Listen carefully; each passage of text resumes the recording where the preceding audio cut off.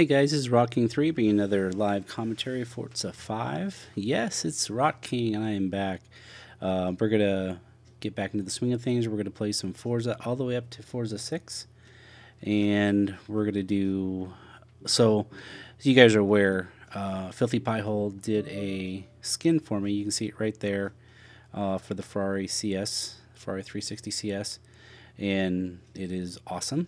And I appreciate that, Filthy. That was a really good work. I know you put lots of layers into it. That is my emblem, intro, picture, whatever you want to call it, and he just pasted it right on there. So anyway, what I want to do is I'm going to make 3 different cars out of these Ferraris. We're going to make a speed, we're going to redo kind of the overall, and then we're going to make a handling one as well. So this is going to be the speed one, and it's still a little bit in progress, but I actually did get a good Sebring track time with it. Not quite as fast as my F50 that I ran a while ago, but pretty good. So let's go ahead and run through this real quick. Just going to go stock with all of those. And we're going to go to the engine parts. And this is stock, that is stock. And then I did a camshaft upgrade, so we have the race cams. We're going to go stock, and then this is actually where it changes it from a 3.6 to a 4 liter. So I did the race engine block, and these will be stock as well. So the only 2 things we have there is the camshaft and the displacement and the block. Performance and handling, you're going to see that we do pretty much everything here except for the chassis reinforcement. We did not do that. And then we have the full race weight reduction. I haven't done this for a while. This is kind of fun. Transmission, we were able to do the sport transmission, which was really no upgrade other than adjustable gears, and I did use adjustable gears. Race driveline, and of course the race differential. Always a must. Tires, we were able to still use the race tire compound, which makes this car grip really well. It's still a really good handling car despite being a speed car. We have the stock front tire width, and we have the 335/25 R20s for the rear.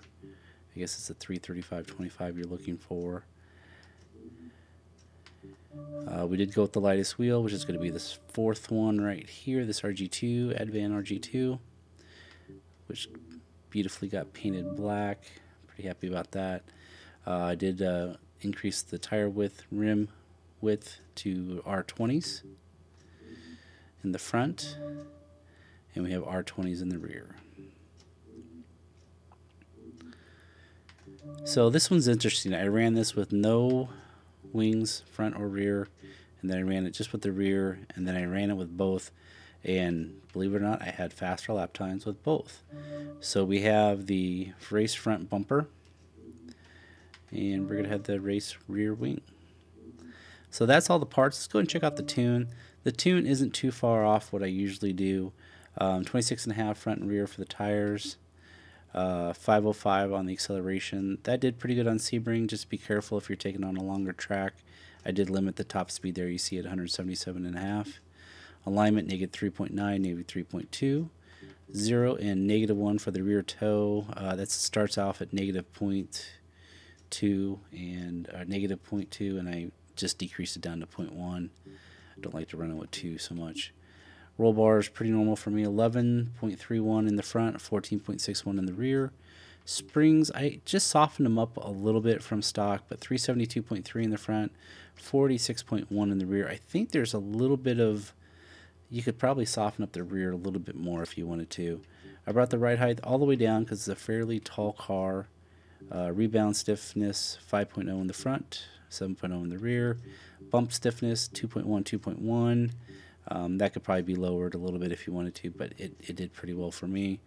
This is where I played with the aero a little bit. So when you don't have aero on, they're kind of right in the middle, so there's a little bit of downforce. The rear wing I had at 200 pounds, and the front was at like 50 or 75, so it was kind of imbalanced. So I ended up putting both front and rear wings on and then taking the downforce off, and I definitely gained good amount of speed with that, and I could still handle pretty well. So I was pretty comfortable with it. The braking I played with a little bit. I started at 53 and I locked them up. I went down to 47 and locked them up. So I kind of started low and then bumped my way up. And 51 seemed to give me good stopping power, and I never locked them up, and the controller didn't shake a whole lot. So we're going to start there. There's a potential that there's more braking to be had.